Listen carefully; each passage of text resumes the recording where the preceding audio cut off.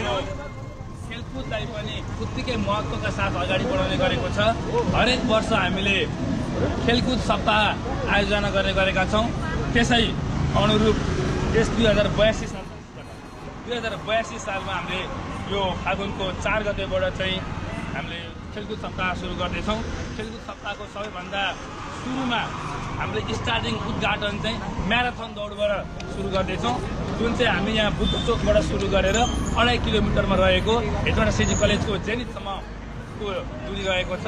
यही कार्यक्रमलाई अगाडि बढाउनको निमित्त, यस कार्यक्रमको शोभा बढाइदिनु हुनको निमित्त आजको यस कार्यक्रममा प्रमुख अतिथिको रूपमा म आदरणीय जिल्ला ट्राफिक कार्यालयबाट सही साहब सूर्यबहादुर कार्की सरलाई प्रमुख अतिथिको रूपमा स्वागत गर्न चाहन्छु। त्यसै गरी विशिष्ट अतिथिको रूपमा एथलेटिक्स सङ्घका अध्यक्ष प्रभाकर पाण्डे सरलाई म यहाँ स्वागत गर्न चाहन्छु।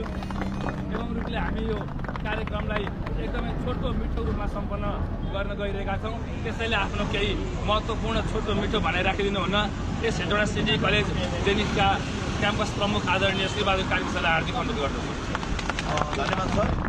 Hetauda city college zenith international secondary स्कुलले सञ्चालन गर्न गइरहेको यो स्पोर्ट्स फेस्टिभल आज 4 गते फागुनबाट सुरु हुन गइरहेको छ र यो कार्यक्रमका प्रमुख अतिथि आदरणीय सूर्यबहादुर कार्की जो वरिष्ठ एसआई हुनुहुन्छ।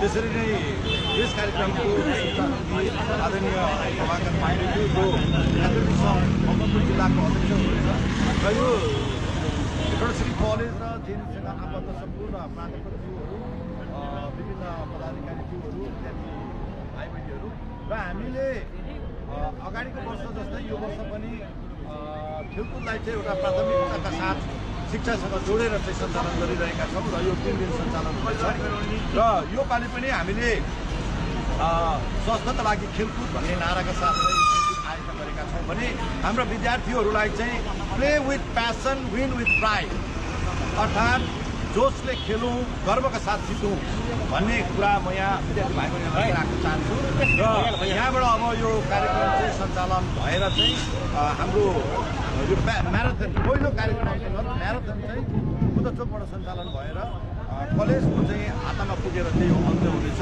र सबै विद्यार्थी भाइ बहिनीहरूलाई एकदम जोसका साथ सहभागी भइदिनको लागि अनुरोध गर्दै